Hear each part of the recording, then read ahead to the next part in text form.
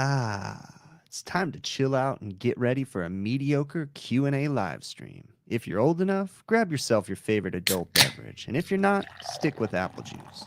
Put your feet up and relax. If you have any questions, feel free to ask them in the chat. And now let's cue up the intro music.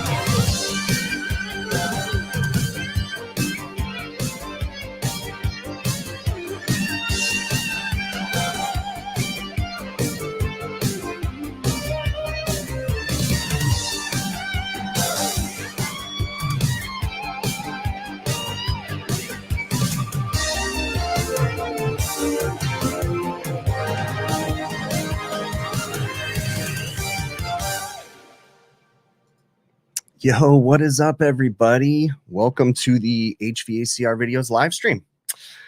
Welcome back. I see a lot of great normal people in here, and I see some new people too. So it's really awesome to see everybody. You know, when I do these live streams, the whole point of these live streams is to consolidate questions. Okay. So when you guys email me and you guys send stuff over, if I get repetitive questions, you know, of course I try to answer them, but if I get repetitive questions, I typically throw them into this live stream format. So I got a few questions here on my list of things I want to talk about, and then definitely want to get to stuff you guys have in the chat. So we're streaming across all kinds of platforms right now. I'm trying my best with this whole multi-streaming thing.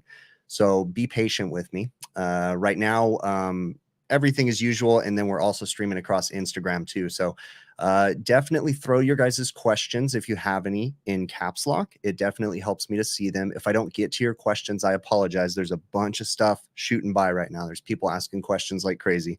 So feel free to send me an email, hvacrvideos@gmail.com, if I miss anything, okay? But while we're doing the stream, just feel free to keep throwing your questions up until myself or one of the moderators tells you to stop, okay? So for the new people that are in here, and again, I apologize to the people that are used to this and come to these streams every single week. I've been doing these streams for like 4 years now, I think. It's been kind of crazy how long it's been going on. But, you know, like I said in the beginning, the whole point of these streams is just to consolidate questions. But for the new people, my name is Chris. I'm an HVACR service technician here in Southern California. and started making videos as a training aid for my employees. And then that slowly morphed into this thing that it became. Okay. Never really planned on any of this. Hence why you may not see me acting like other content creators. Again, nothing against other content creators. It's just the videos is not my main thing. The videos is just something that I do for fun. I run a normal refrigeration and air conditioning business during the day. So I'm dealing with that all the time. So I don't put as much focus on the videos and the live streams and different things as I probably should, but I try my best. Okay. I'm just a normal guy here. Again, these videos just started as a training aid, you know. The story goes that I lost several employees at the same time. Okay. Bottom line, I made a lot of mistakes. Okay. Now there's fault on all sides, but bottom line, I dropped the ball and I got to the point where I had 3 employees that didn't want to work for me anymore. And they pretty much all left within a 2-month period. Okay. So I found myself having to train. I hired a bunch of new people, right? All experienced people, but they weren't experienced in the way that I do things. And if you guys watch my videos, you know I'm a nut, right? I'm kind of crazy in the way that I do things. So they weren't experienced in the way that I do things. Started making these videos. And the first 2 videos on my channel were meant for my employees. If you go into the comments of the first 2 videos on my channel, they're still on there. Go all the way back. Go into the comments. People are like, why are you talking to me? Why are you telling me what to do? Like, why are you? And it's like, because these were meant for my employees. They weren't meant for the public, but I hit the public button. And again, here we are now. So it's definitely been a humbling experience. I'm very thankful for all of it. But just forgive me if I don't pay as much attention as I should to the videos, okay? So as usual, got a whole list of things I want to talk about. Let's get to the chat right now and see what we got going on. Is it better to start with a smaller company? You know what? That one is a very difficult question to answer. Really, it depends on what your needs are, okay? You need to evaluate the industry, evaluate the companies in your area, and see what they have to offer, okay? You know, again, it all depends. If you go with a smaller company, you're typically going to have more on-call time, okay? You're typically going to be more than just a number. If you go with a bigger company, you're probably going to have maybe better benefits. You're probably going to have less on-call time. I mean, it all changes from area to area. The next most common question that I get is union or non-union, because there's so much animosity between the 2 groups. And here's my answer to that. Whatever works for you. I have nothing against union companies. I have nothing against non-union companies. Okay. I'm non-union, but it's not because I have a problem with union companies. I live in Southern California, and dealing with the kind of work that I deal with, unions aren't very prevalent in my area. Okay. They're not very big. Now, there is union companies that do HVACR in my area, but they tend to do more city work, big high-rise buildings, industrial chiller work, government work, that kind of stuff. Okay. The light commercial refrigeration and air conditioning that I do, you know, the unions aren't very big in that. So again, there's nothing wrong with either way. It really depends on what's best for you and your family. Okay. So that's a really, really common question I get from a lot of people, right? All right. Let's see what else. Crazy Carl says, any updates on my personal home HVAC project? Nothing yet, just still working little bits at a time. I took a break for the holidays and for AHR, and I'm just starting to get back into the swing of it. I do have another video that I filmed that I hadn't released yet. It's kind of funny because I was editing the footage recently, just kind of going through it, and my family's literally decorating the Christmas tree. So I started filming it before Christmas, but hopefully we'll get that released soon. Again, you know, understand something. Like, I understand that people like to watch the videos and they like that I upload on a regular schedule and all this stuff. But again, my primary focus is my refrigeration and air conditioning company. And, you know, I do what I can. I never planned on my home project. For those that don't know, I'm in the process of changing the air conditioner in my house, but we're going the home performance route. Okay. So testing my house with blower doors, doing duct testing, figuring out what my exact leakage is, doing air sealing. The changing of my equipment is actually going to be the last of the process. Okay. That's the very last part. The most important part is sealing up the envelope and addressing the home. Okay. Too many people out there, and nothing. This is a good majority of the industry, so I'm not attacking one individual person, but too many people out of there don't even understand building performance. Okay. And I see a comment on Instagram right now. Have I tried the Refrigeration Technologies heat blocking cloth? Yes. I was actually a beta tester for the refrigeration blocking cloth. I've had it I have a couple of them in my van that just aren't labeled with Hvacr on them. But yes, I have used it. I think it's great. I have nothing bad to say about it. It works in conjunction or replacing the Hvacr wet rag heat blocking compound. So you can use it together. You can use it as a standalone. It's a great product. Nothing bad to say about it at all. And you'll definitely be seeing it pop up in videos soon. So let's see what else. All right. Reading through the chat. The fact that I run a business and upload as much as I do is crazy. Yeah, Gil. Gil from HVAC Uncensored's in the chat right now. Gil's a good bud of mine. Yeah, it's kind of nuts. You know, I kind of had a breakdown, to be honest with you. I hit a wall and started going crazy during probably around November is when I really started to hit a wall and have kind of I think I'm still kind of going through like a midlife crisis because I'm turning 40 this year. And I'm definitely, as far as my age, like, you know, maybe people don't hit a midlife crisis normally at 40, but I'm usually 10 years ahead on everything. So, so I definitely hit a wall and had a hard time and kind of just stopped for a while, stopped uploading, slowed it way down, stopped doing the live streams for a while because I just needed a break and to get with my mental health a little bit better. That's one thing I'm going to talk about a little bit tonight too. And I want everybody out there to understand that, you know, I'm a normal person. I'm a normal service technician. I make mistakes. I go through issues. You know, I have kids. I have teenagers. I mean, if you guys have teenagers, you know what I'm talking about. I have teenage girls. Oh my gosh, my gosh, man. It's so scary thinking I have to let them out into the world one of these days. It's just nuts, right? But, you know, I go through all kinds of stuff. You know, oftentimes, you know, at the end of my videos, when you guys hear my closing words, I usually have like a motivational speech at the end of my videos. And it usually is something along the lines of, you never know, you know, just be kind to one another because you never know what the other person's going through. You know, just because someone's a jerk to you doesn't mean that you need to snap back to them.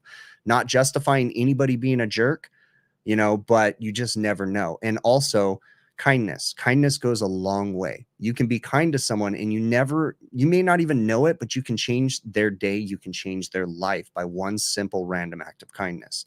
Now, when I share that information, everybody, spoiler alert, I'm talking to myself. I'm reminding myself every single time because I struggle and I go through this. I get angry. You know, I get frustrated when someone cuts me off on the road and my blood starts boiling. Like, I'm not this person that people think I'm like this perfect, easygoing, super chill guy. That's not me. Okay. I struggle with anxiety. I struggle really bad. I have really bad anxiety and it builds up inside of me. You know, I bottle things up. You know, so if any of you guys go through this stuff, you're not alone. And, you know, it took me a while to realize and to stop being ashamed and to start talking about that kind of stuff because mental health and all those different issues have always been so taboo. You know, ironically, I love my grandfather to death. He's since passed away a couple of years ago, but I love him to death. But the problem is his, the way that he thought. Okay. Because I remember feeling really proud when I decided to go see a therapist. This was probably like 10 years ago. I decided to go see a therapist because I was having anger issues. You know, I've talked about it many times, but I punched a hole in the wall and just all this different stuff, right? I was having issues and I went to go see a therapist and I did my time taking medication and all that good stuff, right? And I remember telling my grandfather, like, you know what, Grandpa, I'm really proud because I went to go see a doctor, a therapist, and, you know, I'm working through some things and I was really proud to be able to feel able to tell him that. And he looked at me with this puzzled look and he goes, Chris, why would you talk to anybody about that stuff? Like, and he was serious. He was dead serious.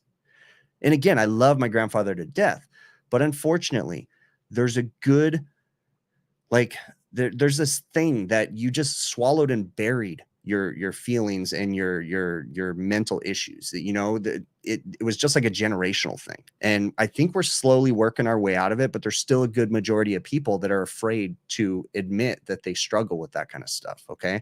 So I think it's really important for you and for myself you know, we don't have to be talking about it all the time, but just to share with people that we all go through things, just to make it so that maybe the next person that's afraid to tell anybody about that stuff, that's bottling that stuff up, maybe make it a little bit more comfortable for them. Maybe they'll know like, hey, you know what? I'm not the only person going through this stuff, you know? So anyways, there we are on that. Okay. Let's see what else we got going on in here. Reading through the chat right now. So again, lots of stuff going on. I have multiple chats going on and I have a list of questions to talk about. So we're going to get to them right now. Okay. I got to show this. My good buddy, Will Speed, sent me this today, guys. This is awesome. This looks to be a 3D printed snowflake logo. This is my logo with my color scheme in it, and Will totally made this. Look at the size of this, dude. The size of my hands. This is the coolest thing. He just randomly shipped this to me in the mail. Will's a cool friend of mine, and I think this is one of the coolest things.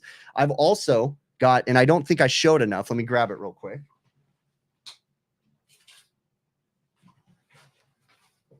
I have another buddy, my friend Ike and my friend Rich, who comes in the chat every once in a while. Ike kind of came up with the idea and Rich made this a couple years back, and I have it sitting in my office. I used to have it on my wall, and I have an LED strip light in it. You know, the funny thing is, look at this. Huh. That's kind of funny that almost fits inside there. That's pretty cool, actually. But yeah, it's really cool. You know, I have several things that people have sent me over the years, and it's really neat. So thank you very much, Will. This was awesome. Really cool. So I'm going to definitely find a really good place for this. Okay. Let's see. Anthony says, any good classes for Captiveaire? You find yourself struggling with the kitchen hood system and makeup air systems. Huh. That's an interesting question. So yeah, I've never been to a Captiveaire. Captiveaire is a hood manufacturer. They make exhaust fans, hood systems, and hood control systems. Okay. And they make DOAS units and makeup air units. I've never been to a Captiveaire training. I usually just go to their website and download the technical data and kind of read through it. They have a pretty good technical support department that will walk you through a good majority of things. But maybe I should reach out to them. Maybe we should figure this out. I know they have some YouTube videos. I don't know if there's a lot of them, but they do have a few YouTube videos out there. But I'll have to look into that. Do me a favor and send me an email about that. And I'll try to maybe reach out to them and see if they have some more training materials or something. Because I like their tech support. It's awesome. They really are good people. So, all right, let's see what else we got going on in here. Reading through here. I see Will is in here. Damn, that is awesome, bud. That was really cool, Will. So thank you again very much for that logo or that emblem. That was really cool. How do I get into commercial refrigeration? What do you need to know? How do you get, let's see. How do I get Leafs clients? I don't know what the Leafs clients part is. The first thing, if you want to get into commercial refrigeration, I'm going to highly suggest that you find this book, Commercial Refrigeration. Sorry for Instagram. I know it's backwards. It's called Commercial Refrigeration for Air Conditioning Technicians. It's by Dick Wers. And it's a really, really great book that helps you transition from air conditioning to refrigeration. Okay, that's the next thing. As far as how to get into commercial refrigeration, literally go knock on a refrigeration company's door and they will hire you. If you have air conditioning experience and you have a pulse, they're going to hire you. I mean, genuinely, you got to be a good person. You got to have good work ethic and stuff. But feel free to shoot me an email if you want to find out more information. Okay, let me get through here. Let's see. Captiveaire has excellent tech support. See, a lot of people are saying that in the chat. Captiveaire does have really good tech support. So you definitely want to reach out to them. Okay. And again, all right. So I'm reading through the chat right now. Ever worked on Munters or Addison units, DOAS units? No, I have not had the opportunity to work on any DOAS units for that matter. Okay. I definitely have a few locations that really could benefit from some DOAS units because of horrible air balance issues. And man, they would help out so much. But no, I have not worked on any DOAS units out there. Let's see.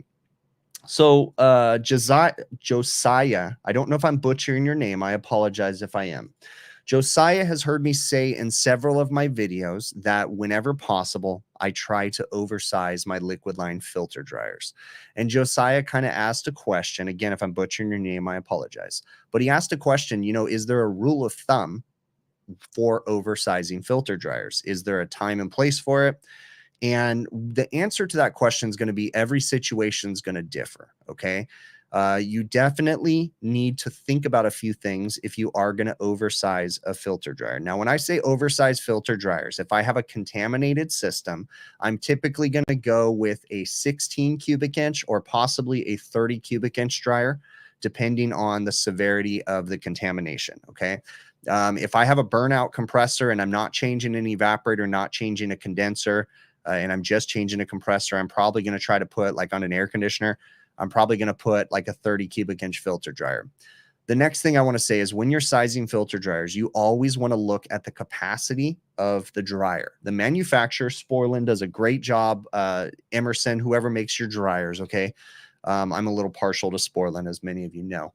But Sporlan has some great tech documents on sizing filter dryers, okay? They also have information on the boxes, okay? But if you are going to oversize a filter dryer, say because of a contamination issue, you need to understand something. This is a 5 cubic inch filter dryer right here. This is a 16 cubic inch filter dryer. You can see a size difference, a noticeable size difference between the two, okay? Now, obviously, there's going to be more internal volume of the bigger filter dryers. So we need to make sure that we adjust the refrigerant charge because of that. Okay.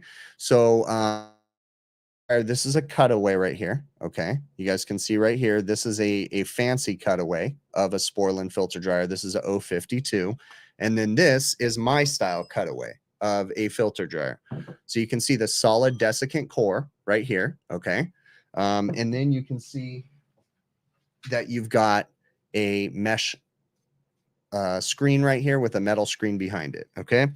So when you're oversizing filter dryers, the most important thing that you want to understand is you've got to account for that extra surface area inside of that dryer to make sure that your charge is correct. Now, if you're dealing with a refrigeration system, it's not going to be too big of a deal. When you are sizing filter dryers, the most important thing, no matter what size it is you need to make sure that the pressure drop across the dryer, there's always going to be some sort of a pressure drop, doesn't exceed the pressure drop that the system is designed for. Okay. You want to make sure, typically you don't want to see any more than like 3 PSI pressure drop across them, maybe a little bit more, but I typically don't like to see anything more than 3 PSI. So you definitely want to follow the installation instructions. Now let me grab something here.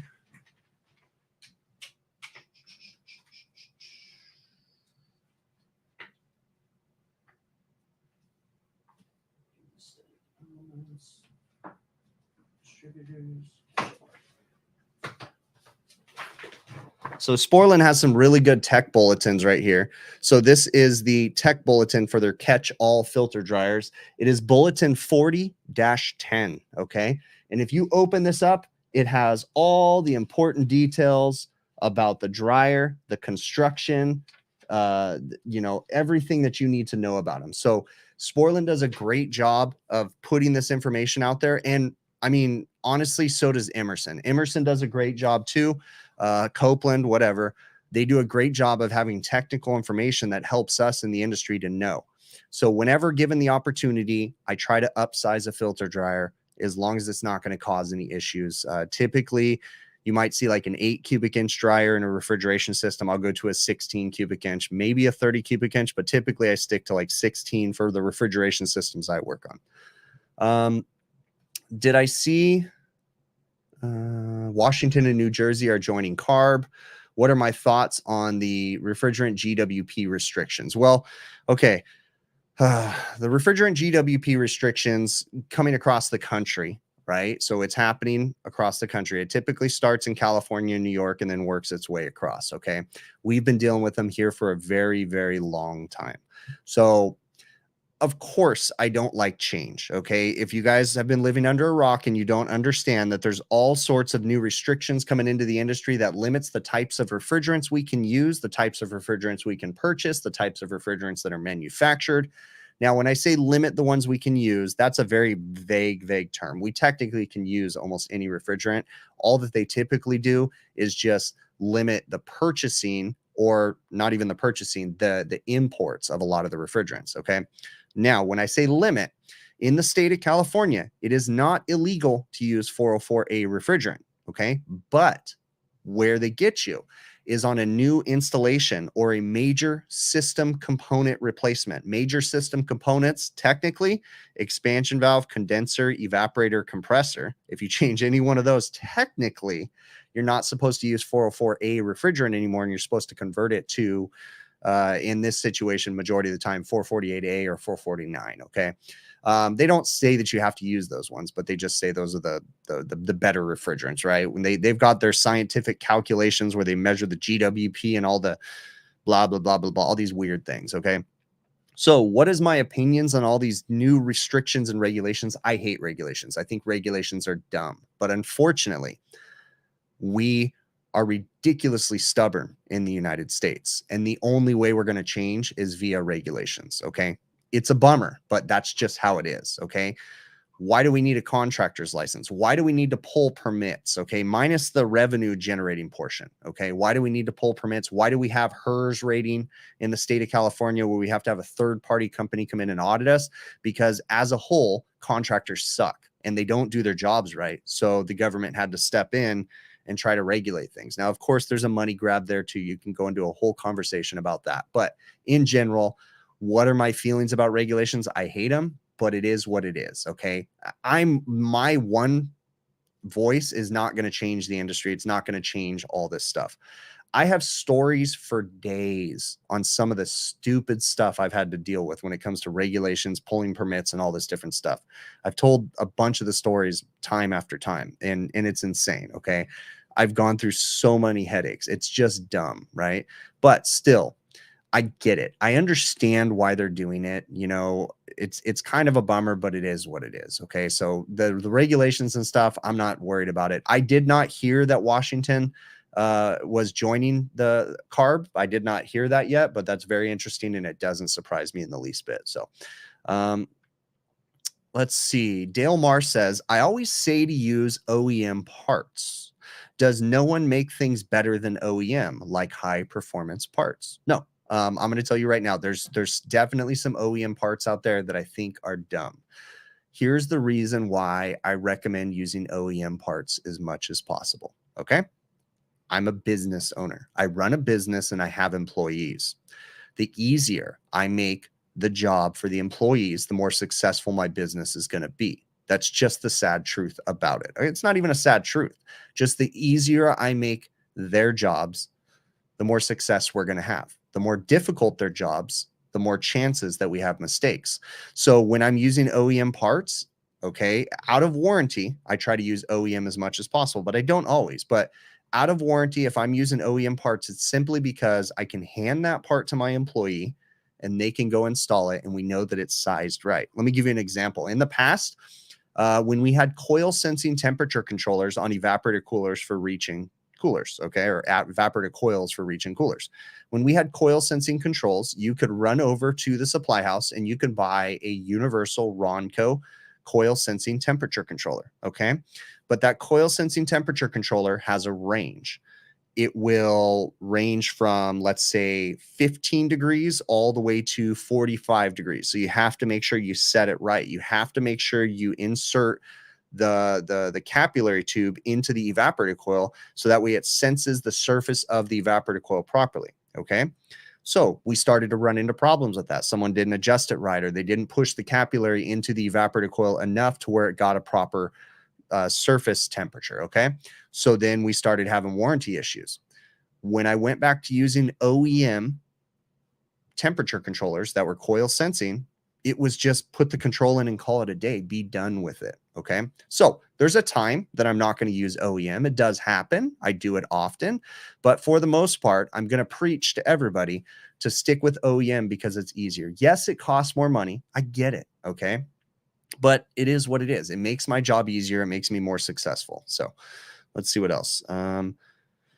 All right. Is the guy from Honeywell Refrigeration in the chat? Cyborg Sheep. I don't think Ralph is in here. That's who you're thinking of. And Ralph, actually, he still works for Honeywell Refrigerants, and he'll still pop in from time to time. But Ralph actually does not work for the R side of Honeywell anymore. He actually went into the automotive side of Honeywell Refrigerants. So he deals more in the automotive stuff. Yeah, Ralph's a really good guy, good friend of mine. You know, ran into him a few times at trade shows, and he's always been active in our chat, but I don't know if he's in here today or not. Let's all just use R718. Yeah, I would love to just use water and everything, right? All right. That's water, right? That's the, yeah, 718. Yeah, I think so. I don't know. I always get mixed up with the ammonia and the water one because aren't they both in the 700 series? I don't know. I could be completely wrong about that. So, Captiveaire, Rapid, Greenheck, Cambridge, etc., worked on them all. Yep. I try to, okay? So Robert asks that on a defrost termination switch, so on a walk-in freezer that has electric defrost, we typically have termination switches, safeties that are built into the system, okay? And what they do is if the defrost ever ran too long, if the defrost heaters ever got stuck on, they would, hey, Pat, thank you very much for that super chat. Pat Finley just sent a super chat on YouTube. That was really awesome. I really do appreciate that, Pat. Thank you very much, my friend. Pat is a good friend of mine. Actually got to hang out, have dinner with him in Atlanta and his wife. It was really cool. And then I was honored actually before that to be able to present. Actually, no, it was the next day. Yeah. We were at the HVAC Tactical Awards, and I was presenting the award for best social content because I had won it the previous year. And I opened the envelope and it says Pat's name. He was the winner, best social content at the Tactical Awards. So right on. Congrats again on that, Pat. All right. So anyways, so on defrost termination switches, so we have a termination switch. It's just like a heater safety switch that just basically it's a fail safe. Okay. So the question is on a defrost termination fan delay combo switch. So it's a 3-wire switch, and it basically has a switch that can go either direction. And the question was, can it fail on just one side? So can the switch fail to where it won't allow it to go in defrost, but it'll still allow the evaporator fan motors to turn on, or vice versa? And the answer is yes. I have seen it. It's not as often, but yes, I have seen it to where the evaporator fans will constantly run like the switch is broken inside or a weld shut, and the evaporator fans will just always run during defrost, or not during defrost, but the evaporator fans will always run directly out of defrost. Yes, I have seen that happen. It is a possibility. So something to understand when we're dealing with 3-wire limit switches is we're doing two functions there, right? We have one switch. You're basically breaking the common to the evaporator fan motors, and you're breaking the common to the defrost heaters, okay? And if the temperature in the evaporator gets up too warm, then it doesn't allow the defrost heaters to run any longer, and it terminates defrost. Or it can go the opposite direction where when the evaporator comes out of defrost, it will delay the evaporator fan motors from turning on, and sometimes it'll cause an issue there too. Okay. So hopefully that answers your question. Feel free to send me an email if I didn't answer that enough. How often do I stage down package units? As in, we always set them up for multi-stage. Is that the question you're asking? So when I have a package unit that has 2 stages in it, we're going to have a Y1 and a Y2 call. So we let the thermostat deal with that, where it, you know, basically kills one of the stages per demand. So I mean, how often? I mean, it just depends. I don't know if I'm answering your question correctly or if I understand your question. So, let's see. What's the hardest walk-in drain I had to unclog? What do I do? Hardest walk-in drain. So walk-in freezer drains are a pain in the butt. Oh, I can tell you a story about this. Okay. So whenever I defrost walk-in coolers and walk-in freezers, I always use a water hose, okay? Because I feel that a water hose is much more efficient, okay? I don't like using torches because the combustible gases, the products of combustion, are sealed in that encapsulated walk-in box that you're standing in, and eventually they start to build up, and you could have carbon monoxide poisoning. You can get all kinds of nasty things that are in the products of combustion, okay? So you don't want to be breathing that in. So I use water.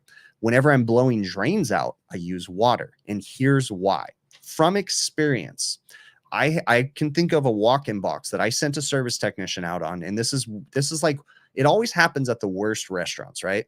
So I sent a service technician out for a walk-in cooler that was leaking. It was a ceiling mounted center mount evaporator coil where the fans suck the air up and blow it out the sides. Okay. And the drain pan, those things are always a pain to de-ice and to blow out drains. It's just a pain. If you guys have ever done them, you know what I'm talking about. So he had a plugged up drain. He went and grabbed some CO2 from his van, put it in the drain right there, blew it out. A bunch of stuff flew out of the drain, and he poured water down the drain and it started draining, and he left. And I get a call back the next day. Dude, and this manager is just one of those guys that freaks out over anything. He was pissed off because we were just there the day before and it's still leaking water. And it's just like, okay. So I send that technician out there again. He goes out there, he grabs a CO2, he blows out the drain. He goes, dude, it's draining. I don't know what to tell him. So he leaves.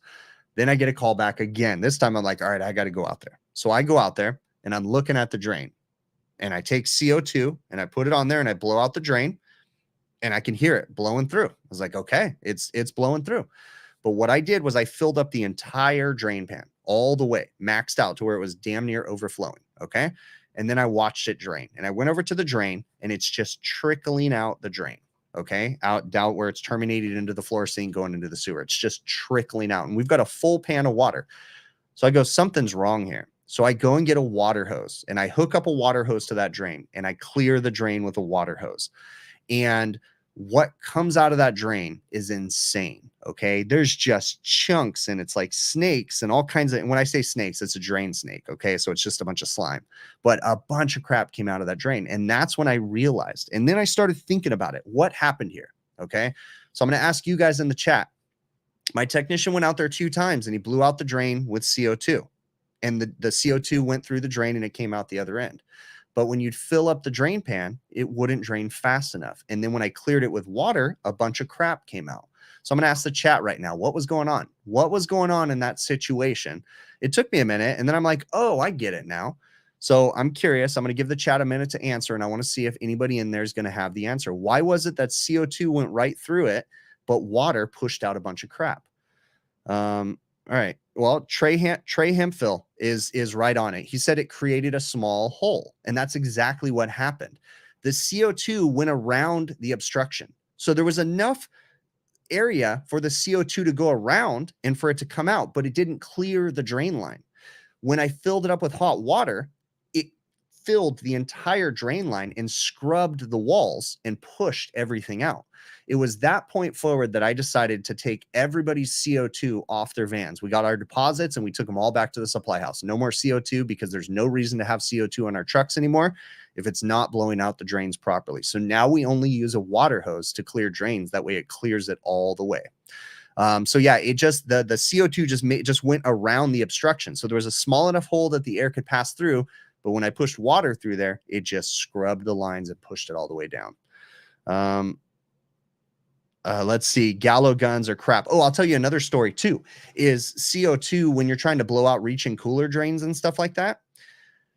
A friend of mine, someone that I used to know, once blew out a reach and cooler drain and blew the drain apart inside the walls of the box, because it was a PVC drain inside the walls of the box, and it had a solid obstruction, and the CO2 overpressurized it and popped a coupling or something off inside. But it wasn't me, it was someone else. Okay.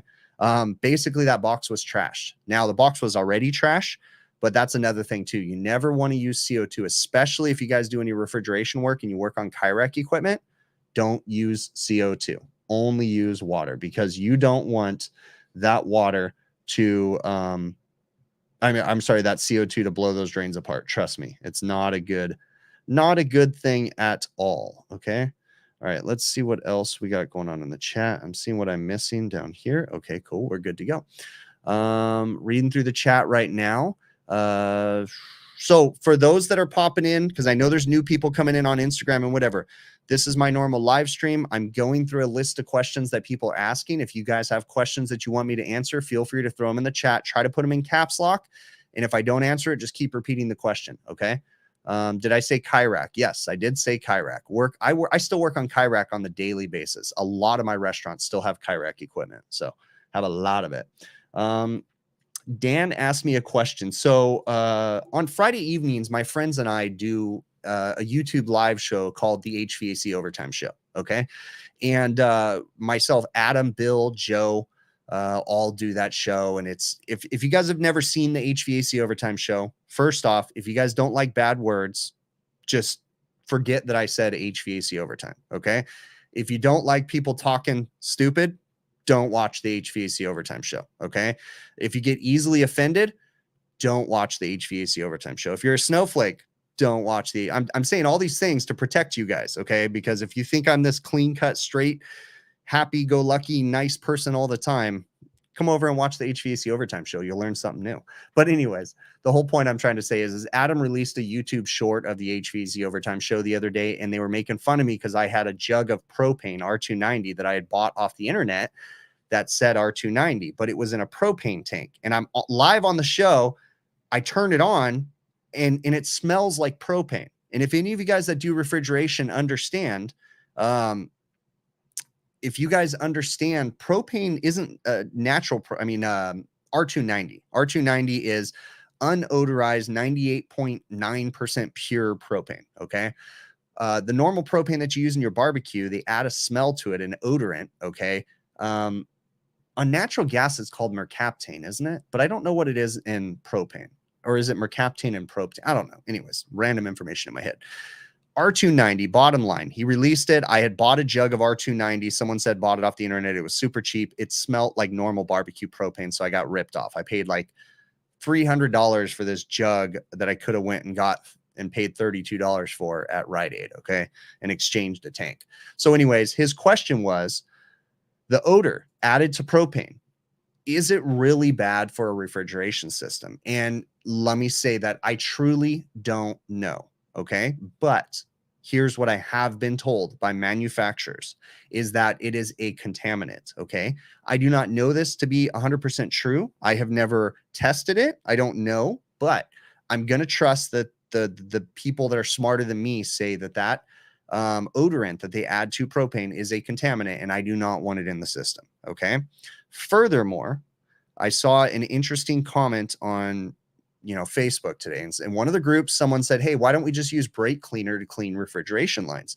And there was a really cool comment in there that said, stick to what's natural in the system, because Copeland compressors had an issue a couple years back where someone put something in one of the compressors that wasn't approved by Copeland, and it led to the TXV catastrophe that we had for like 2 years straight of bad TXVs because there was contamination in the system, because someone added something to that compressor in the manufacturing process that wasn't supposed to be there. Stick to what's supposed to be in the system.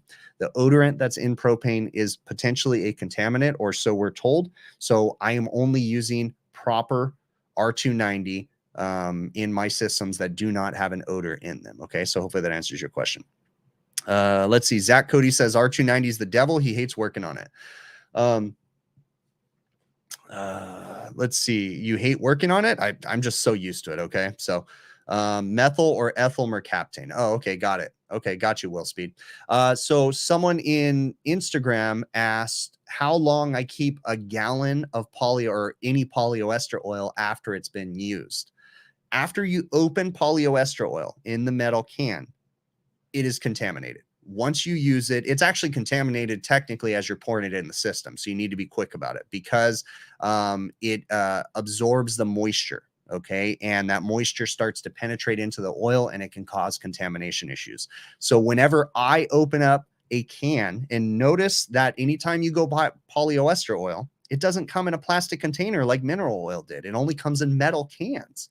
And that's because it's so hygroscopic that it can actually, at least this is what we're told, that it can start to absorb moisture through the plastic. Okay. So that's a trip. So anytime I open polyester oil, I use it and then it's done. Okay. You can use it for like assembly lube or something like that. Let's see. Can I spare feet for the backpack? Oh, can you buy spare feet for the backpack? I haven't figured that out yet. You want to know something funny? I just released a video saying how Vito did a great job with that new backpack, right? Because I warranted a Vito Tech Pack roller because the handle wasn't telescoping and the feet were worn out. And I didn't tell them, and I made a video about it. They knew nothing about it, and they honored the warranty. So I was like, well, good on them. That warranty bag they sent me is broken already. What the heck, man? That literally just happened today. I went to go pull up the telescoping handle and it won't lock now. So now it doesn't get stuck up. It doesn't actually lock the brand new bag. What the heck, man? So I got to figure all that stuff out for sure. That'll be fun. All right, let's see what else we got going on in the chat. Have I seen bad drain pan heaters in a walk-in freezer? John Deere fan. Yeah, many times, man. Let's see. Rookie Refrigeration says not exactly on the oil. The amount is small, still usable. Okay. So, hey, I personally don't keep a lot of oil in my truck, but Ruben's saying that you can actually, it's not a big deal. So, am I understanding what you're saying there correctly, Ruben? If I'm missing on something, I don't know, but I personally just throw it away when I'm done with it. More training is needed on hydrocarbons. Dwayne. Okay, so here's the question that I have. I'm asking the manufacturers right now. And okay, guys, again, at the beginning of the stream, I described why I do these videos. And I said that, you know, I don't treat these videos the way that I should. Okay.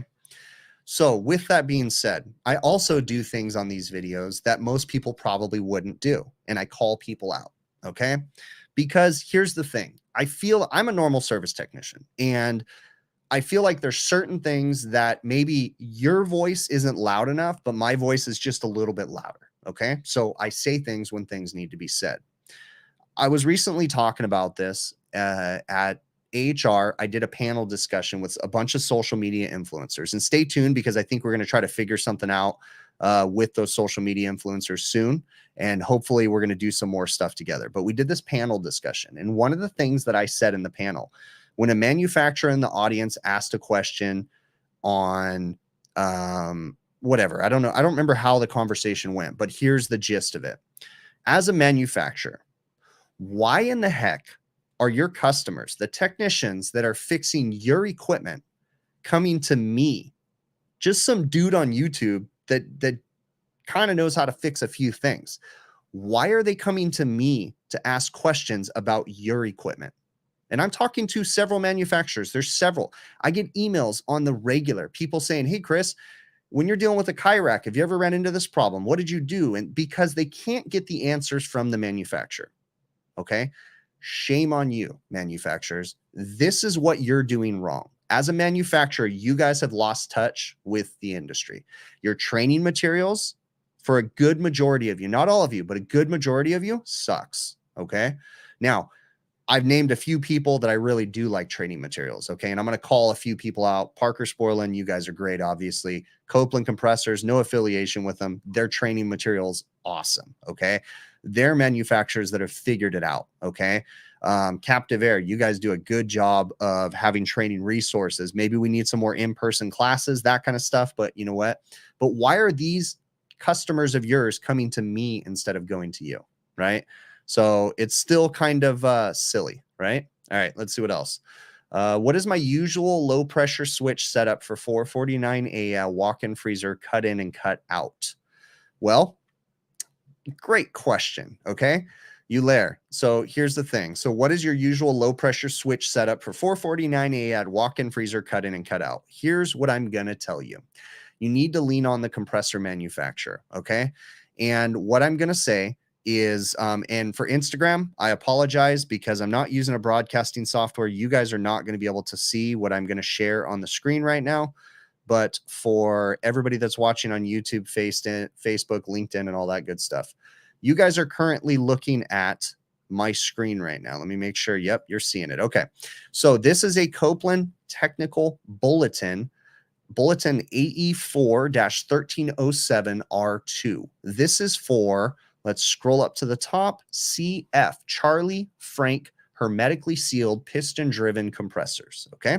This is their tech bulletin. Again, for Instagram, I apologize. You can't see this. Everybody else, you guys can see this. In this application engineering bulletin, they have all kinds of information. First off, you have an operating envelope of the compressor, okay? An operating envelope of the compressor, and I'm going to do my best to describe this to Instagram since you guys can't see. We have like a chart on this document right here, and it has operating parameters. It shows an envelope, right? And it tells you that the compressor needs to operate within those parameters. And it tells you at an evaporator temperature of 10 degrees saturated temperature, right? You have a max return gas temperature of 40 degrees, a max condensing temperature of 140 degrees and a max discharge line temperature of 225 degrees. So when you ask how to set a pressure control, what I'm going to say is lean on the compressor manufacturer. As I'm going through this Copeland bulletin right here, let's see, this one doesn't have the info, all of it, but if you download these, well, no, it actually says it right here on this one right here. For 404A compressor and the CF series compressors, it says to set the low pressure control cutout at 7 PSI minimum. So no lower than 7 PSI. So when it comes to setting pressure controls, and now I'm going to stop sharing this and I'm going to go back to my normal screen. When it comes to setting pressure controls, what you're going to want to do is you're going to want to reach out to the manufacturer of the compressor or find their installation operation manuals and go through and find where the operating envelope of the compressor is, because you don't want it to shut off too low and you don't want it to shut off too high.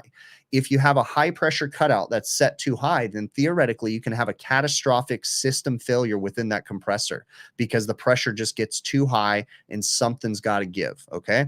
That can happen. If you go to the low side, let's say you have a Copeland scroll compressor. On the refrigeration side, anybody in the chat, have you guys ever seen a Copeland scroll compressor? Have you ever heard where you'll hear it pump down and then all of a sudden you'll hear a ba ba ba ba ba ba ba, like a blow off valve going off? And if you happen to have gauges on that compressor, what you'll notice is that it'll pump down to a really low pressure. And then sometimes you'll hear the compressor scroll set do something weird, or sometimes you'll hear the blow off valve, right? Go like that. And then you'll see the system pressures on the suction side come up, and then the compressor will turn back on, and then it'll get stuck in a loop, on, off, on, off, on, off. That's because the pressure control is not set correctly for the cut out and cut in on the low side, and the compressor's operating outside of its envelope, and something's got to give. Now, luckily, the Copeland scroll compressors have a protection inside that allows the system pressures to equalize to keep the compressor from operating in a vacuum, because scroll compressors can't operate in a vacuum. Okay. So first you want to do is reach out to the compressor manufacturer, find out what they want their pressure control settings at. Then you need to look at your system operation. Another thing that you cannot forget when you are setting pressure controls, and especially refrigeration systems, is you want to make sure that you understand the minimum and the maximal, really the minimum ambient at which that that compressor is going to run in, and then also the minimum box temperature, because the box temperature, now remember something, we have pressure charts. You guys can't see these very well, but I have pressure charts all over my wall, temperature pressure charts, and every refrigerant reacts to a temperature, you know, as it goes up and goes down. That refrigerant does something, it changes. Okay. It reacts to temperature. So with that being said, if it's really cold in the box and it's really cold outside, well, then the way that the refrigerant flows through the system is going to change, especially on a pump down system. When it turns back on, that refrigerant via the outside ambient temperature is driven, because it keeps it at a certain pressure, right? And when it pumps down, the evaporator is at a lower pressure. So when the solenoid valve opens, the higher pressure in the condensing unit without the compressor running, that's driven by the ambient temperature, flows through the line and starts the system back up. But if we're not paying attention to those ambient temperatures, then we could incorrectly set a pressure control too. So took me 20 minutes to answer your question. How do you set a pressure control for 449A?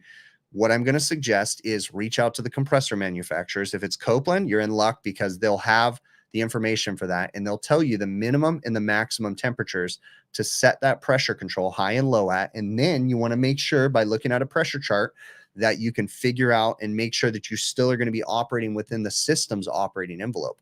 So let's just say that your biggest problem is it's so cold outside that you don't have enough temperature, warm air, that heats up that refrigerant that drives it through the system. That does happen. It can get so cold outside that when the liquid line solenoid valve opens up, the refrigerant just sits there because it's trying to get to the coldest place, right?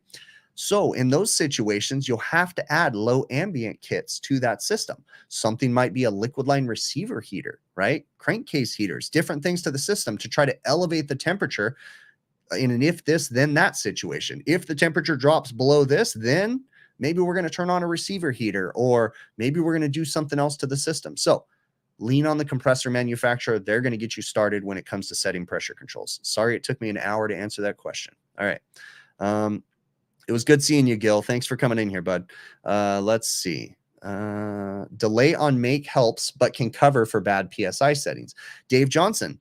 Exactly. Okay. So if you go to the Copeland compressor, and I don't know if I can find an engineering bulletin right here. Wait, I have a ZF18 compressor right here.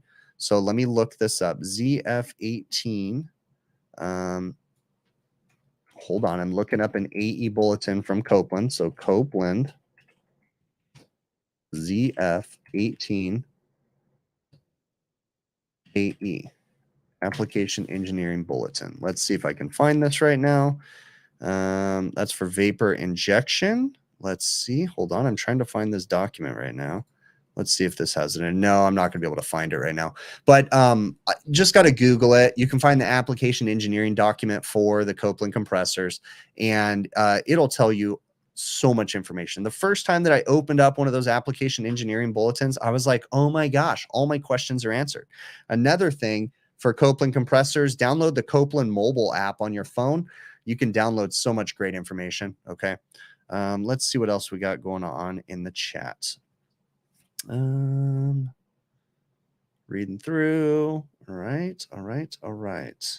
All right, let me go through here. So Krish asked a question. The question is, what superheat should we aim for on a walk-in cooler, walk-in freezer, and also what superheat at the compressor? So this is going to go back to the question that I just asked a few minutes ago, okay, or just answered. And I'm going to first tell you to lean on the compressor manufacturers, okay? When it comes to a system, I'm going to ask the chat right now, and I want to know, anybody that answers this, what is the most important superheat as far as the operation of the system? Okay. Compressor superheat or evaporator superheat? Which one takes precedent? Okay. Which one's more important as far as the system operation? We know that they can affect performance, but I'm talking about the functionality of the system. Compressor superheat or evaporator superheat? Which one's more important? Okay. What can cause a big issue and make the system just completely die? Okay. It is compressor. Compressor superheat is the most important one. Okay. That takes precedent. And everybody that answered that in the chat correctly, good on you. If you didn't answer it correctly, it's okay. Guess what? The older that I get, the more I look forward to being wrong. Is that ironic? Because when I was a kid, I hated being wrong. But now as an adult, I'm looking forward to being wrong.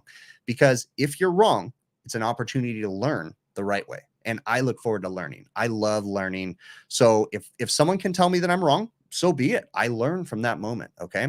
So with that being said, evaporator superheat is going to affect the performance of the system, the cooling of the system. Okay. But you're going to get, it's going to help you tweak the system and make it as efficient as possible. But compressor superheat is the most important. Compressor superheat typically takes precedent over evaporator superheat, because if you have no superheat coming back to the compressor, that means that potentially you're going to have liquid refrigerant coming back in that suction line, and that's going to cause a catastrophic failure inside that compressor. Okay.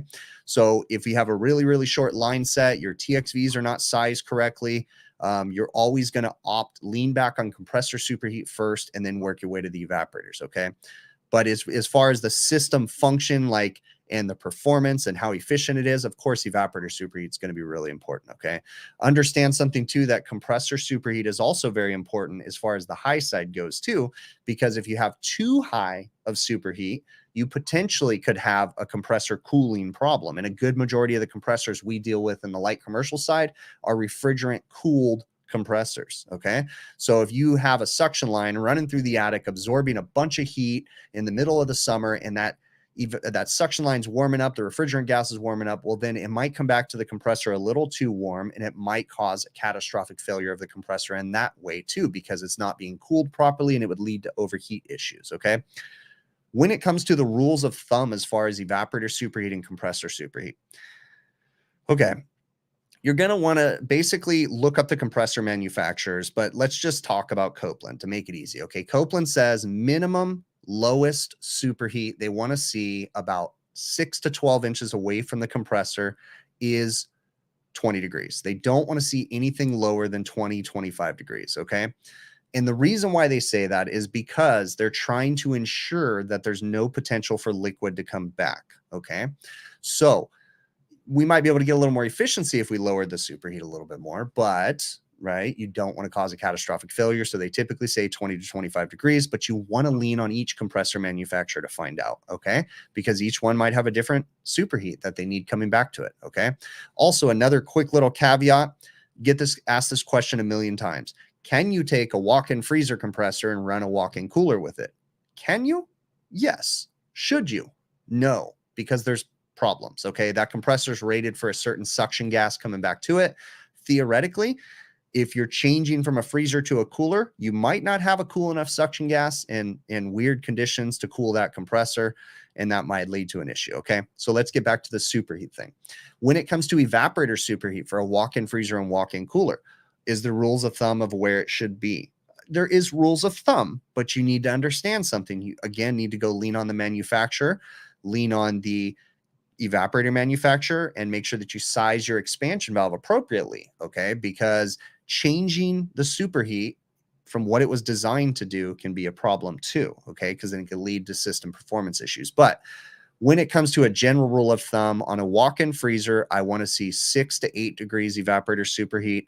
On a walk-in cooler, I want to see anywhere from 10 to 15 degrees, depending on the design, okay? Because sometimes a walk-in cooler might be running a florist box. They might want high humidity in there. Sometimes they might be wanting, you know, low humidity in there. So everything's going to change as far as the superheat. But typically on a walk-in freezer, anywhere from 6 to 8 degrees is what you're going to see. Now, if you get into a system that has thermostatic expansion valves, those numbers that I just gave are pretty general. If you get into an electronic expansion valve system, now electronic expansion valves are changing the efficiency of our equipment, and you have the potential to running that superheat a lot lower. Okay. And the reason why we have such a high range, 6 to 8 degrees typically on a walk-in freezer, is because we have a thermostatic expansion valve. Being that it's opened and closed mainly via the temperature of the suction line, if you bring in a high load to the box, let's say you leave the door open all day, then you turn it on, well, that valve's going to blast wide open and flood that coil out. So you want to make sure that you have enough margin of error there, right? So that's why they go that high. But when you get into EXVs, electronic expansion valves, they will typically run the superheat a little bit lower because they can more accurately control the superheat and they don't have a big range. It's just typically a stepper valve that just slowly opens. And so they can control the superheat a lot more precise that way, instead of a thermostatic element that opens and closes via the temperature and the load in the box. All right. Let's see. Reading through the chat right now. Again, I'm sorry on Instagram. I haven't figured out this whole streaming thing to Instagram yet. The apps that do it just suck. So I'm actually streaming on my phone, so it's kind of hard to see the chat. So I apologize, and I'm going to try to get that figured out a little bit better. Let's see. Cool. Okay, reading through the chat. Right on. All right, I'm going to go through a couple more questions that I have on here. Oh, I do want to say that everybody that's watching right now, I apologize. I quickly just for a very short amount of time, ran out of hats on my website, and actually just got a restock today. Have plenty of hats. I loaded another 50 on the website, and I actually ordered 100 hats, but I have another 50 on the website right now. I always hold back a few just to make sure I don't oversell them, because oftentimes, well, I won't even get into that. But so if you guys are interested in these hats, the HVACR videos hats, they're available on my website, hvacrvideos.com. So for those that don't know, yes, I do have hair. I know I wear a hat all the time. A lot of people are surprised. People actually didn't recognize me at AHR because I had hair. It's kind of funny. So these hats, I put a lot of thought into these. Now, first off, they look like a general generic hat. It just says HVACR on it. What you don't know, if you haven't seen one of these, is they're a breathable material. I can see light through the top of the hat right now, but it's not a trucker hat. All right. So it's a very breathable kind of mesh material. The next thing, very important, was I designed them with a black underbill, because when we work, one of the things I hate is my fingers get dirty. I adjust my hat with the gray underbill, and then now I have fingerprints on my hat. So that was really important when I designed these hats, to make sure that I had a black underbill. Next, they're a flex fit hat, and the acronym HVACR on the front. I purposely did that. Instead of putting my logo on the hats, I put that acronym on there, so that potentially it wouldn't violate your all's uniform policies, right? Because I run a business and I only want my guys to wear certain things part of our uniform, right? Well, HVACR is generic. It's HVACR. So that's why I put that on the hat. I'm also currently, because I know a lot of people have been asking, I'm just getting in the headspace. I have a million things on my plate right now, but I don't think I've told anybody this, but I am developing a new t-shirt, but this is going to be a really, really interesting t-shirt if it works out the way that I want it to. I've had this idea in my head since I was a little kid of a t-shirt idea, and I'm turning it into this HVACR t-shirt idea. So I'm currently going down the path. So stay tuned. That'll be coming out on the website, hvacrvideos.com within the next year or so. Okay. I'm going to be broad on that one. But the other thing is I'm going to come up with a hat with my actual logo on it too. So I'll offer both of them for people. So stay tuned on that. All right. HVACR video stickers. I've got a million of them, dude. So I should have given you some at AHR. I'll send you some. Will, I got you, man. I got a bunch of HVACR video stickers. So, all right, so let's see what else we got going on in there. And the HVACR videos stickers, are available on the website, hvacrvideos.com. But Will, I got you, man. So, let's see. Why is it that they don't have airflow sensors on walk-in cooler evaporators? This was a person that asked me this, and this is a great question that I've thought about myself too. So if we had airflow sensors on walk-in cooler evaporators, we would know when a walk-in cooler evaporator was potentially iced up, and we could know when problems were starting. So why wouldn't we have some sort of an airflow sensor to know when a coil is starting to frost up?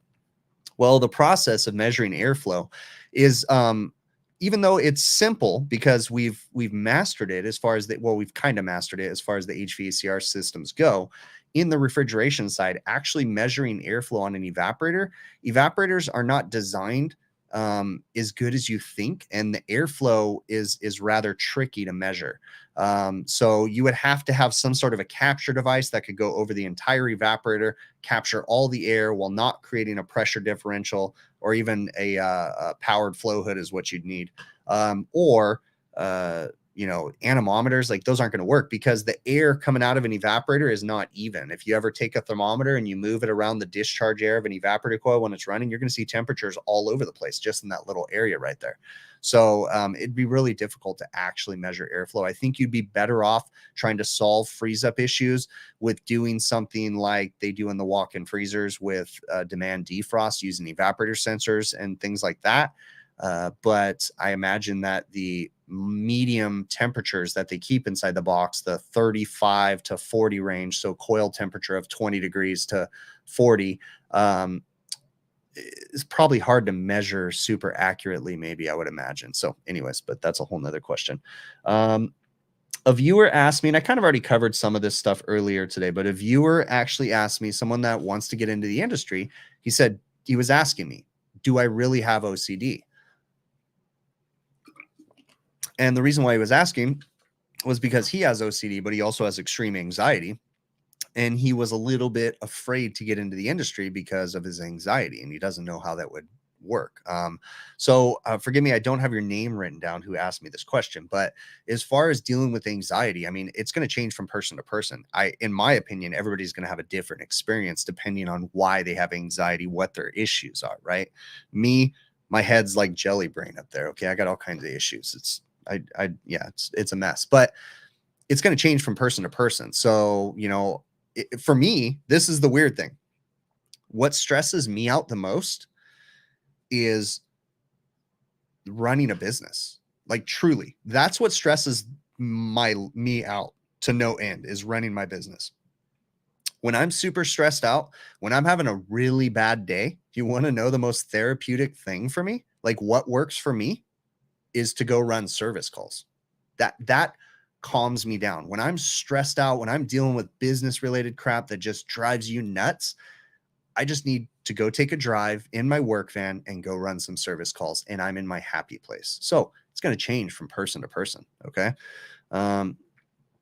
Let's see. What about a humidity sensor, Dale Marr?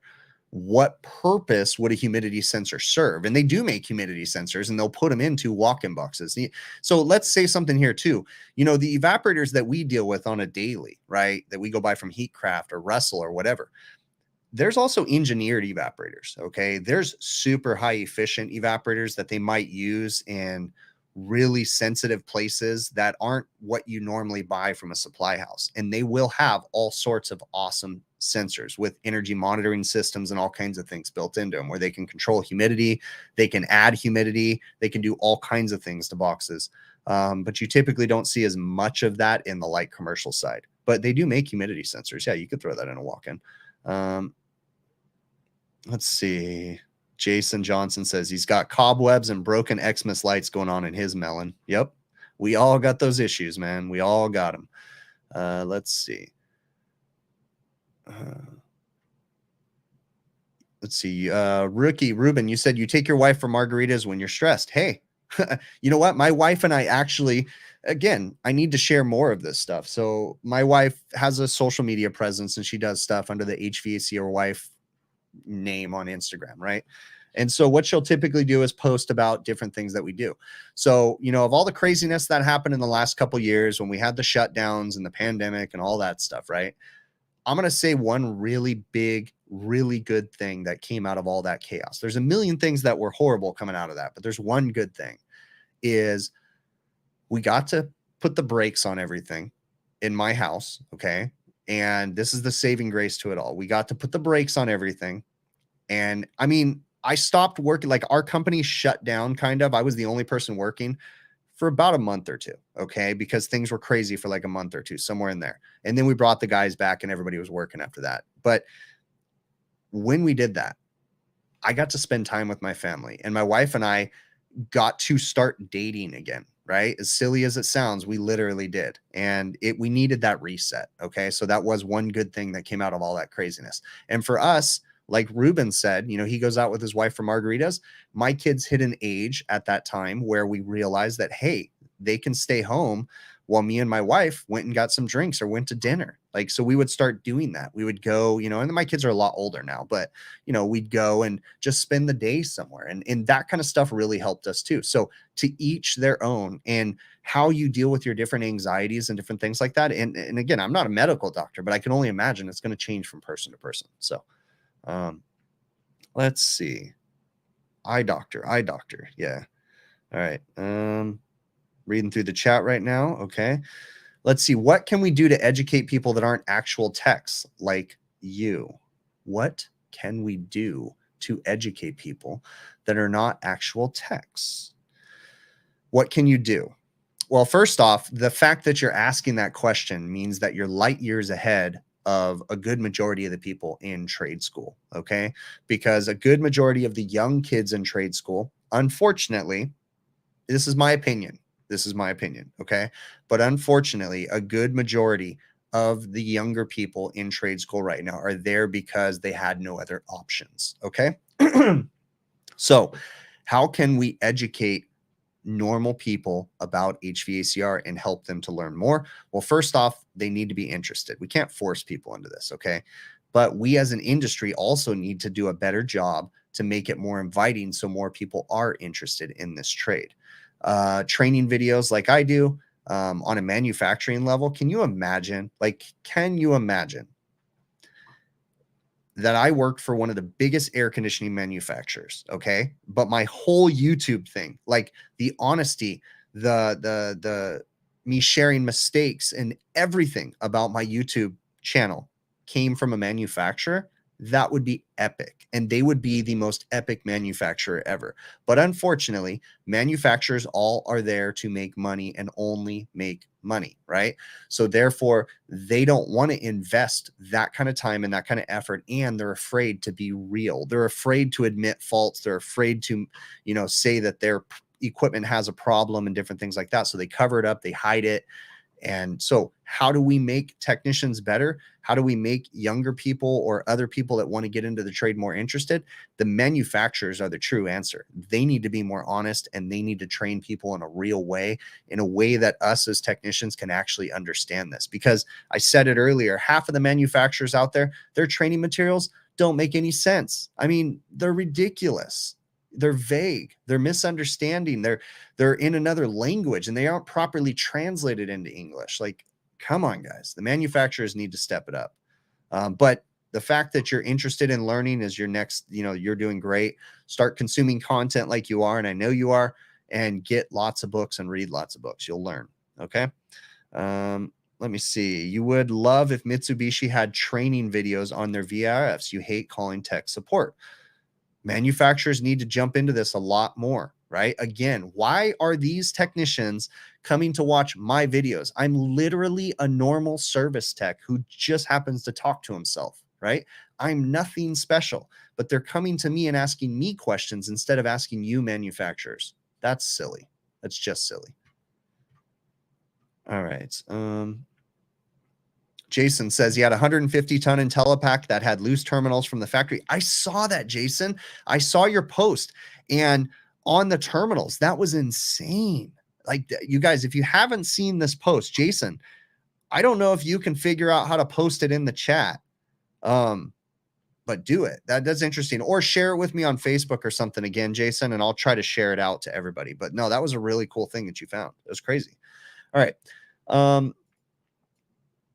That's a great thing right there. Discuss. Oh, okay. So, when I bring things up in my videos, I do want to address this because I get a lot of people kind of reaching out to me thinking that I'm really having a hard time with some of these comments. When actually I'm really not having a hard time. I love watching your guys' interaction in the comments. When I address things like on these streams, when I address someone's negative comment or when I share that, or when I talk about that in a live stream, how someone said this or someone said that, I want you guys to understand, like, I appreciate the people that are reaching out, but I'm truly okay. The reason why I'm sharing this information is to help other people understand and to help that person understand that maybe they're incorrect about something, or to help to educate. Okay. So I'm not so much saying like, hey, this person said this and I need to address it in my live stream.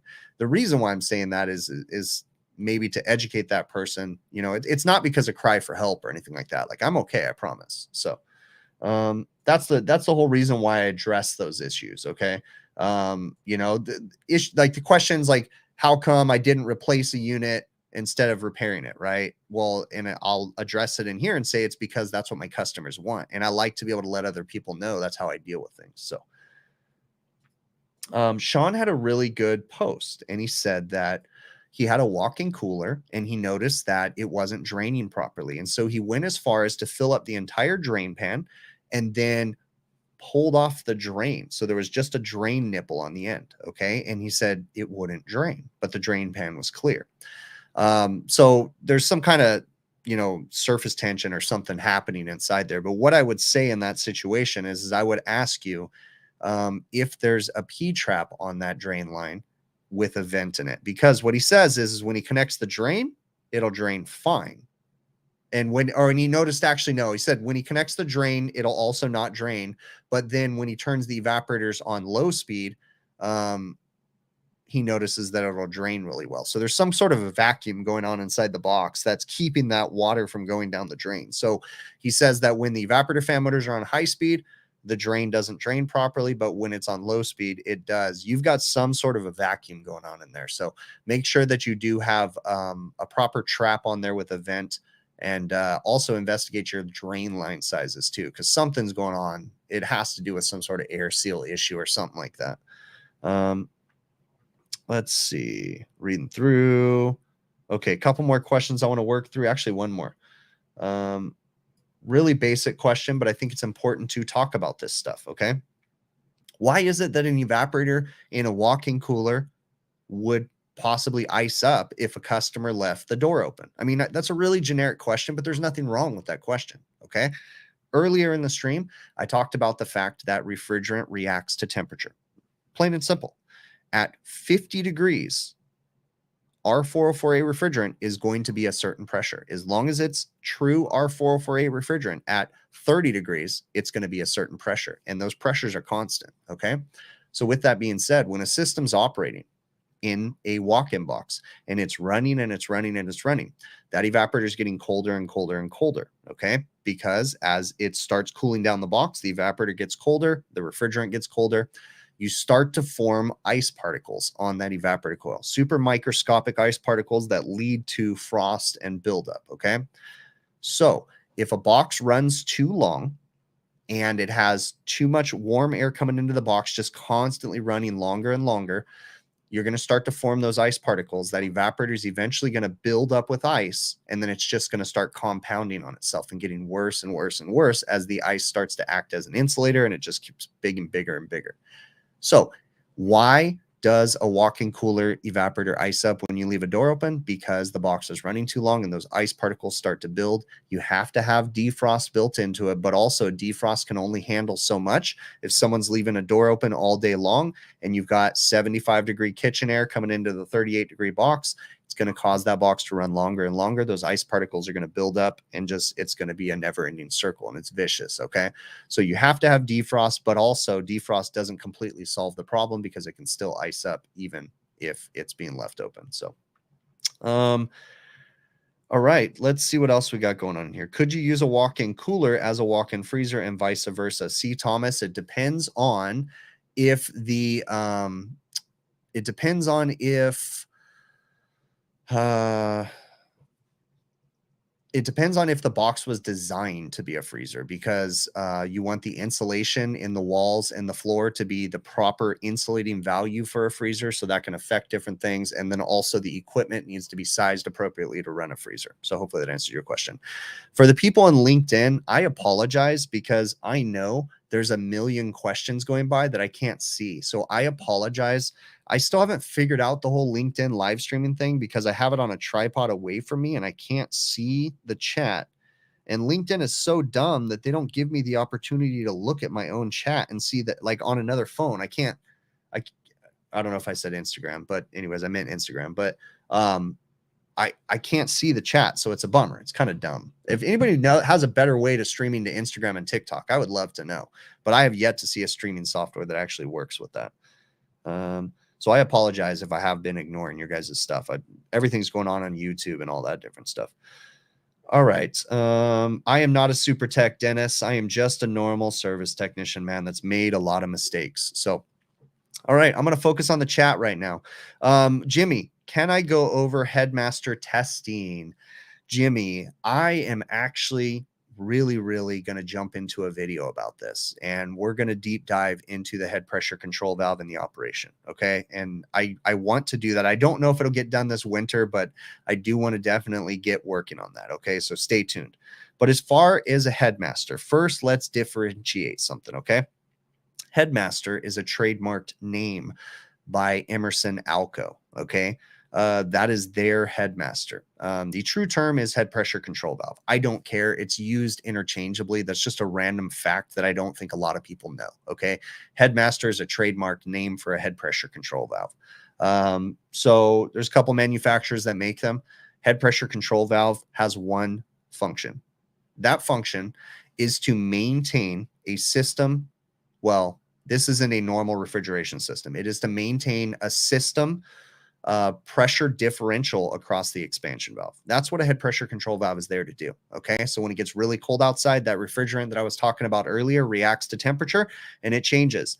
Okay. Old school, we would size our expansion valves for certain liquid temperatures, maybe like 80, 90 degrees. Okay. Liquid temperature. We would size the valves to have that pressure differential. Let's understand something. Let me grab an expansion valve.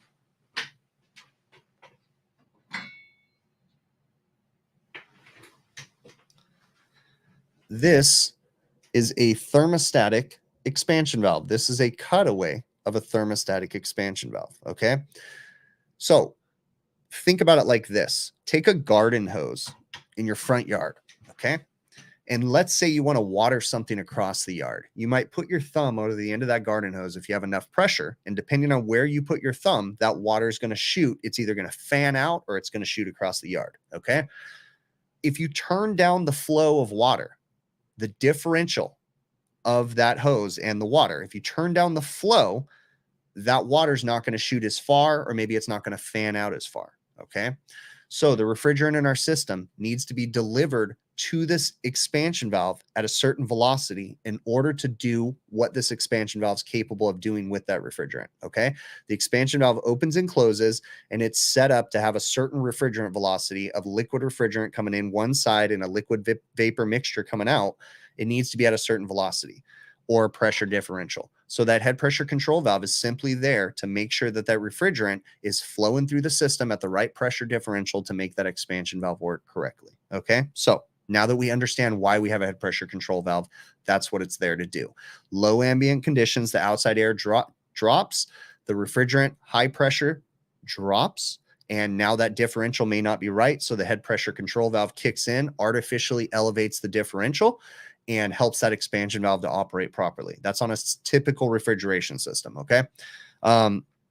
So with that being said, we need to make sure that there's a certain amount of refrigerant in that system, because that head pressure control valve, the way that it artificially increases that pressure differential is by backing refrigerant up into the condenser and slowing the flow of refrigerant out of the condenser, okay? And then there's a bypass and it dumps refrigerant into the top of the receiver. It's a whole thing, right? We need to do a video where we deep dive into that, because that'll definitely help people. But head pressure control valves are often misunderstood, and they're really not that confusing when you break them down. Let me grab one.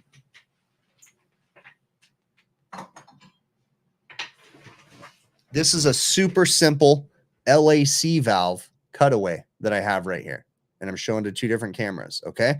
So this is a head pressure control valve. This is an LAC 240 that I put in a bandsaw and I cut in half. This valve literally has a dome or a power head, just like an expansion valve, and it has a pressure and a bellows inside that, and the pressure in here is a constant 240 psi pushing down on that. So as it opposes the pressure on the other end, then either the valve opens or closes and allows the refrigerant to do a certain function. So there's really nothing to these. This is the LAC. They get a little more complicated when you get into the OROA valves, but in general, all it's doing is maintaining a pressure differential. So I'd love to talk more about it. Shoot me an email. I definitely want to work on a really cool video with those. So let's see. Are any of us seeing these pressure control valves on the new residential condenser units? Friendly neighborhood maintenance guy, I'm intrigued by these pressure control valves you're talking about. I don't know what they are, and I would love to see a picture of one. So if you can get me a picture of one, shoot it over to me. I would love to see what it is you're talking about, and maybe I can talk about it a little bit more in detail. So what's in the chat? What about running evap fans until the evap is almost box temp? Dale Mar. Well, I don't know where you're going with that question completely, Dale. So feel free to shoot me an email. Let's talk a little bit more. They do stage evaporator fans for energy efficiency right now, but I don't know exactly what you mean by your question. So, all right. Well, I am going to wrap this up because I'm starting to lose my voice and it is time to end the stream. I really do appreciate you all. Like I said in the stream earlier, just released more hats on the website. I was briefly out of them. I apologize, but we got hats available back in stock. HVACRvideos.com. If you're interested in purchasing one, check them out. We got some other merchandise available on there. Again, thank you all very much. And I'm going to cue up the outro music. And we will definitely catch you guys on the next one. If I can do this right.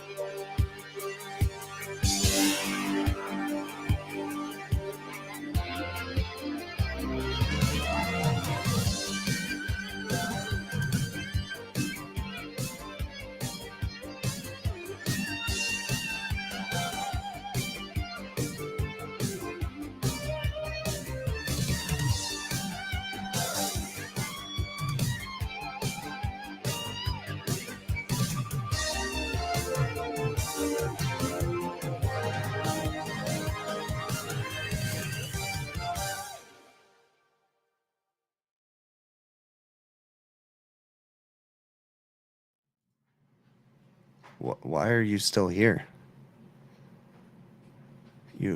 Are you too good for your home? You need to go somewhere else. I can't babysit you guys all night. Just can't do it. Not gonna do it. You know, I'm just not.